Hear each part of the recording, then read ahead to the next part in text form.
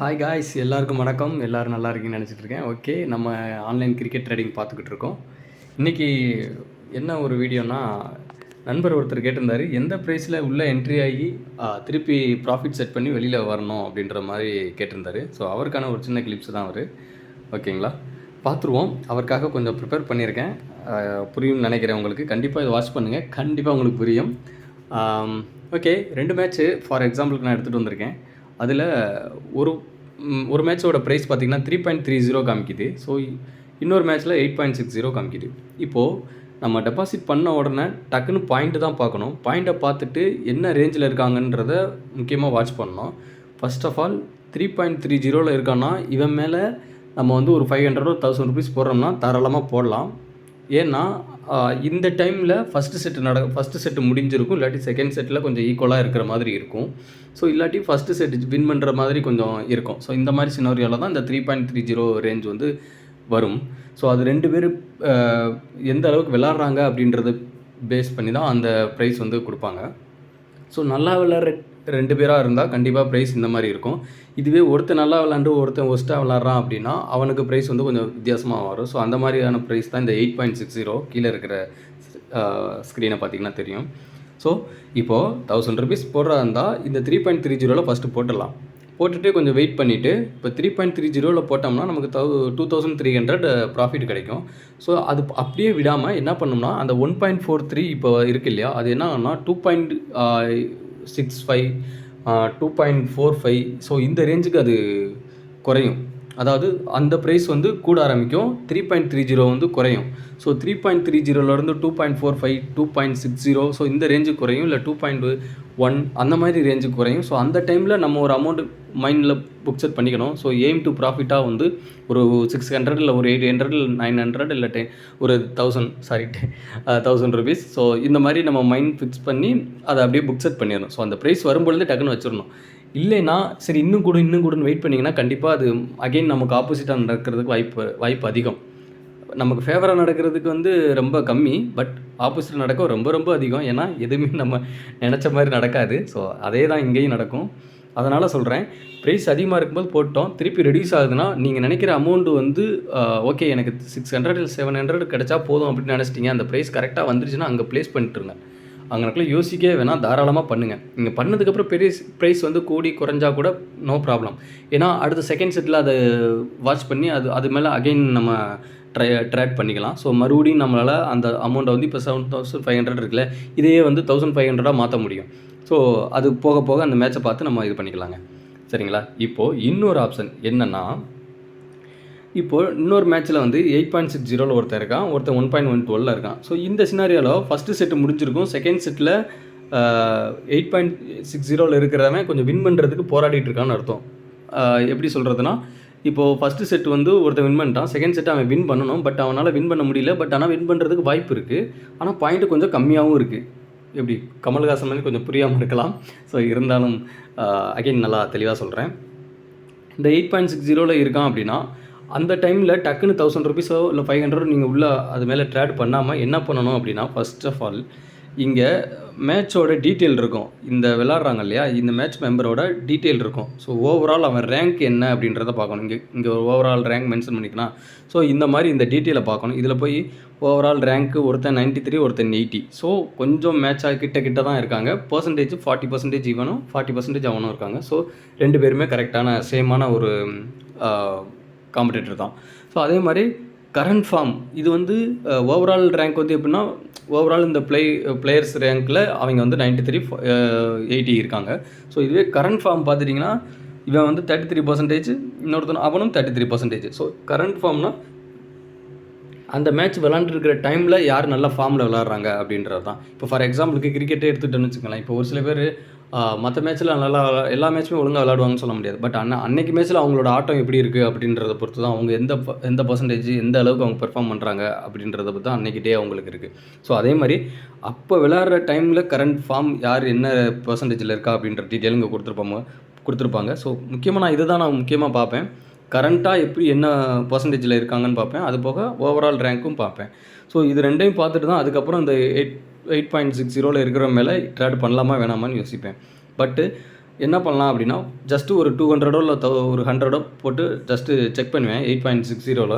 So movement என்ன ஆகுது, increase ஆகுதா குறையுதா அப்படின்றத வாட்ச் பண்ணுவேன். இன்கேஸ் இன்க்ரீஸ் ஆச்சுன்னா கொஞ்சம் வெயிட் பண்ணி ஒரு 12 இல்லை 15 போனால் இங்கெல்லாம் க்ளோஸ் பண்ணிடுவாங்க. ஸோ அந்த 15 டயத்தில் நான் ஒரு 400 போடுவேன். ஸோ அந்த டைமில் ப்ரைஸ் அதிகமான ப்ரைஸில் கம்மியான அமௌண்ட் போட்டால் நல்ல அமௌண்ட் கிடைக்கும். ஸோ அந்த கான்செப்ட் படி நான் யோசிப்பேன். ஸோ இன்கேஸ் இந்த ப்ரைஸு இந்த ஸ்ட்ராட்டஜி எல்லாமே வாட்ச் பண்ணிவிட்டு தான் நான் இந்த மாதிரி ஒரு ஸ்டெப்பே எடுப்பேன். 8.60ல் போடுறதுக்கு முன்னாடி நான் இவ்வளோ இதுவும் செக் பண்ணிவிட்டு தான் நம்ம போடணும். ஸோ அப்போ தான் நம்மளால் கரெக்டாக ஒரு நமக்கு லாஸ் இல்லாமல் ஒரு இன்கம் எடுக்க முடியும். நமக்கு ஓவரால் ஃபுல்லாக பெரிய பல்க் அமௌண்ட்டு நமக்கு வேணாம். வித்தவுட் லாஸ் இல்லாத ஒரு நல்ல அமௌண்ட்டு நம்ம எடுத்துட்டாலே போதும். அதுவே நமக்கு அந்த டே நல்ல டே தான். ஸோ இப்போ 8.60ல் நான் கொடுக்குறேன் அப்படின்னா, இன்கேஸ் அவன் வந்து ஒரு 5 பாயிண்ட்டுக்கு குறைஞ்சிட்டான் அப்படின்னா நல்லது. ஸோ நான் என்ன பண்ணுவேன்னா, ஒரு 450 இல்லை 560 இந்த ரேஞ்ச் வந்தாலும் கூட ஓகே. இன்கேஸ் சடனாக திடீர்னு அவன் 3.2லாம் வர்றதுக்கு வாய்ப்பு இருக்குது. ஸோ அப்போல்லாம் இருந்துச்சுன்னா அது நமக்கு ஒரு ஜாக்பாட் மாதிரி தான். ஸோ உங்களுக்கு லக்கி இருந்துச்சுன்னா கண்டிப்பாக அந்த மாதிரி நடக்கும். வாய்ப்பு நிறையா இருக்குது இந்த மாதிரி நடக்கிறதுக்கு. ஸோ அதனால் 8.60ல் போட்டோம்னா போட போகிறீங்க, இந்த மாதிரி ப்ரைஸில் போட போகிறீங்க அப்படின்னா இந்த டீட்டெயிலாம் பார்க்கணும். ஸோ இது ரொம்ப முக்கியம். அதுக்கப்புறம் நீங்கள் போட்டுட்டு அப்படியே இப்போ 8.60லேயே ட்ரேட் பண்ணிவிட்டு அப்படியே விட்டுறக்கூடாது. ஸோ அதை கொஞ்சம் தொடர்ந்து கொஞ்சம் வாட்ச் பண்ணிட்டு ஒரு 5.4 பாயிண்ட் ப்ரைஸில் பார்க்கணும். அவன் என்ன செட்டு ட்ரேடிங்கை இதில் பொறுத்தளவு, டென்னிஸை பொறுத்தளவு மொத்தம் 3 செட்டு நடக்கும். ஃபஸ்ட்டு செட்டில் 6 எடுக்கணும், செகண்ட் செட்டில் 6 எடுக்கணும், தேர்ட் செட்டில் 6 எடுக்கணும். இப்போ ஃபஸ்ட்டு செட்டும் செகண்ட் செட்டும் ஒரே ஆளே 6 எடுத்துட்டோன்னா மேட்ச் முடிஞ்சு ஃபினிஷ் பண்ணிடுவாங்க. இதுவே ஃபஸ்ட்டு செட்டு வேறு ஆள் ஒருத்தன் வந்து 6 பாயிண்ட் எடுத்துட்டானோ, செகண்ட் செட்டில் 6 பாயிண்ட் இன்னொருத்தன் எடுத்துட்டானா தேர்ட் செட் மூவ் ஆகும். ஸோ தேர்ட் செட்டில் யார் 6 பாயிண்ட் எடுக்கிறாங்களோ அவங்க வந்து வின்னர், அந்த மாதிரி இருக்கும். ஸோ இதுலேயே 2 பேர் ஈக்குவலாக விளாண்டாங்கன்னா டை பிரேக்லாம் வரும். ஸோ அந்த டை பிரேக் ரிலேட்டடாக ஒரு தனியாக ஒரு வீடியோஸ் இன்னொரு நாள் ட்ரை பண்ணுறேன். ஓகேங்களா? ஸோ இப்போ 8.60ல் போடுறோம். அது குறையும் பொழுது நமக்கான ஒரு அமௌண்ட் புக் செட், அதாவது மைண்டில் வந்து இந்த அமௌண்ட் எனக்கு வேணும் அப்படின்றத நம்ம மைண்ட் செட் பண்ணிக்கணும். ஸோ அது பண்ணிவிட்டு அழகாக கூடும்போதும் குறையும் பொழுதும் ஆஃப்செட் பண்ணிட்டோம்னா போதும். சேஃபான கேம். ஸோ இது உங்களுக்கு புரியும்னு நினைக்கிறேன். ஃபார் எக்ஸாம்பிளுக்கு இப்போ ஒரு மேட்ச்சில் டென்னிஸ் மேட்ச் ஒன்று நடந்துச்சு. ஸோ அந்த மேட்ச்சில் என்னென்னா இதே மாதிரி சினாரியோ தான். ஸோ 3.30ல் நான் வந்து ட்ரேட் பண்ணியிருந்தேன். ஸோ அப்போது அவனோட ப்ரைஸ் இது பண்ணிவிட்டு வாட்ச் பண்ணிகிட்டே இருந்தேன். சரி எந்த அளவுக்கு மேட்ச் போகுது அப்படின்னு சொல்லிட்டு. ஸோ சம்டைம்ஸ் நம்ம வாட்ச் பண்ணுற நேரம் என்ன ஆகும் அப்படின்னா நமக்கு ஃபேவராக போகும். நம்ம இன்கேஸ் அமௌண்ட் வந்து போட்டதுக்கப்புறம் கொஞ்சம் ஆப்போசிட்டாக மாறும்.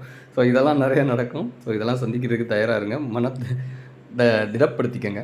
ஓகே, இப்போ பார்த்தீங்கன்னா இந்த 8 பாயிண்டில் நான் ஒரு 500 போட்டிருக்கேன் பார்த்தீங்களா? 4500 அவன் வின் பண்ணால் 4500 கிடைக்கும். இன்கேஸ் தோத்துட்டானா எனக்கு 500 லாஸ் ஆகும். ஸோ இப்போ நான் என்ன பண்ணணும்னா வெயிட் பண்ணிகிட்டு இருக்கேன். எனக்கு 8 பாயிண்ட்லேருந்து குறையணும். ஸோ இதுவே 8 பாயிண்டில் 1000 ருபீஸ் போட்டோன்னா 7200 கிடச்சிருக்கும். ஸோ அதில் இப்போ பாதி கிடைக்குது. இப்போ பார்த்தீங்கன்னா ஃபஸ்ட்டு செட்டில் அவன் ஜெயிச்சிருக்கான் 6. ஸோ செகண்ட் செட்டில் இவன் 2 பேர் ஈக்குவலாக இருக்காங்க 2. கரண்ட் பர்சன்டேஜ் வந்து 100% இருக்கான். இவன் வந்து ரேங்க் 7, அவன் 21 ரேங்க்கு. ஸோ மோஸ்ட்லி கொஞ்சம் வின் பண்ணுறதுக்கு வாய்ப்பு இருக்குது. யார் 8.20 இருக்கிறவன் செகண்ட் செட் வின் பண்ணுறதுக்கு வாய்ப்பு இருக்குது. ஸோ அந்த கான்ஃபிடென்ட்டில் தான் நான் போட்டிருக்கேன். ஸோ இந்த விண்டோ உங்களுக்கு நல்லா தெரியுதுன்னு நினைக்கிறேன். ரேங்க் 7 21 இருக்கான், 100% ஃபார்மில் இருக்கான். ஸோ இது உடனே டக்குன்னு மாறாது, கொஞ்சம் அது டைம் எடுக்கும். ஏன்னா மேட்ச் அவன் இப்போ ஒரு ஃபஸ்ட்டு செட் ஜெயிச்சவன் வின் பண்ணவன் செகண்ட் செட் வந்து கொஞ்சம் டயர்டாக இருப்பான். ஸோ அந்த மாதிரி இருக்கும். ஸோ இந்த ஸ்க்ரீனை பார்த்திங்கன்னா இது வந்து இன்னொரு மேட்ச்சு. இதுவும் வந்து நான் கிட்டத்தட்ட ஒரு 3 பாயிண்ட் சம்திங்கில் நான் 500 போட்டேன். அதில் 2000 கிடைக்கிற மாதிரி இருந்தது. ஸோ இப்போ பார்த்துக்கிட்டிங்களா, நான் 3.50 என்ட்ரி ஆனால் இப்போ வந்து நான் 1.84 நான் வெளியில் வர போகிறேன். ஏன்னா எனக்கு 600 நல்ல அமௌண்ட்டு தான். பார்த்துட்டிங்கன்னா 630 620 யார் வின் பண்ணாலும் தோற்றாலும் நமக்கு ஒரு அமௌண்ட் வருது. ஸோ எனக்கு அது நல்ல அமௌண்ட் தான். அதனால் நான் வந்து 1.73 கொடுக்குறேன். இப்போ சடனாக இங்கே 1.83க்கு மாறுது. ஸோ அது 83க்கே அமௌண்ட் வந்து மாறிக்கிறோம். பார்த்துட்டிங்கன்னா 648 600 வந்து ப்ராஃபிட் செட் ஆகிடுச்சு. ஸோ கன் மாதிரி அதை அழகாக புக் செட் பண்ணிட்டு வெளியில் வந்துடணும். ஸோ திருப்பி மறுபடியும் அதை போய் நான் மறுபடியும் இன்னும் இன்க்ரீஸ் பண்ணுறேன்னு சொல்லி ட்ரை பண்ணாதீங்க. அதை இன்கேஸ் நமக்கு ஆப்போசிட்டாக நடக்கும். ஸோ அவ்வளோதான். இங்கே பார்த்தீங்களா, நமக்கு நான் புக் செட் பண்ணதுக்கப்புறமும் 1.19லாம் கூடுது பார்த்தீங்களா. ஸோ இந்த மாதிரிலாம் நடக்கும். அந்த டைமில் நீங்கள் எல்லா மேட்சுமே இந்த மாதிரி நடக்காது. ஸோ ஒரு சில மேட்ச்சில் நம்ம பண்ணுறது கரெக்டாக இருக்கும். ஸோ நமக்கு தேவை எப்போவாவது கிடைக்கிற பல்க் அமௌண்ட் கிடையாது. டெய்லி ஒரு 500 1000 ருபீஸ் கிடச்சா போதும். ஸோ அதுதான் நமக்கான தேவை. ஸோ அதுதான் நமக்கு ரொம்ப ரொம்ப முக்கியம். எந்த ஒரு லாஸ் இல்லாமல் கண்டிப்பாக நீங்கள் எடுக்க முடியும். மைண்டு வந்து ரொம்ப ரிலாக்ஸேஷனாக வச்சுக்கோங்க. டெம்ப்ட் ஆகாதீங்க. அதிக பாயிண்ட்டுக்காக வெயிட் பண்ணாதீங்க. நீங்கள் ஒரு அமௌண்ட் புக் செட் மைண்டில் வச்சுருக்கிறத புக் செட் பண்ணிடுங்க. அவ்வளோதான். அதை பண்ணிட்டு ஜம்முன்னு அடுத்த கட்ட வேலையை பாருங்கள். இருக்க வேலையை பார்க்க தோணாது. பட் இருந்தாலும் நம்ம அதெல்லாம் கண்ட்ரோல் பண்ணி வேலையை பார்க்கணும். ஸோ அப்போ தான் அந்த அமௌண்ட்டு நமக்கு கன்ஃபார்மாக கிடைக்கும். ஓகேங்களா? ஸோ இந்த வீடியோ உங்களுக்கு தெளிவாக இருக்கும் நினைக்கிறேன். அந்த நம்பிக்கையில் தான் அப்லோட் பண்ணுறேன். ஸோ ஓகே, வாட்ச் பண்ணுங்கள். எதுவும் டவுட்ஸ்னால் கமெண்ட் பண்ணுங்கள். கண்டிப்பாக அது என்னன்னு நானும் டீட்டெயிலாக எக்ஸ்பிளைன் பண்ணுறேன். ஓகேங்களா? தேங்க்யூ.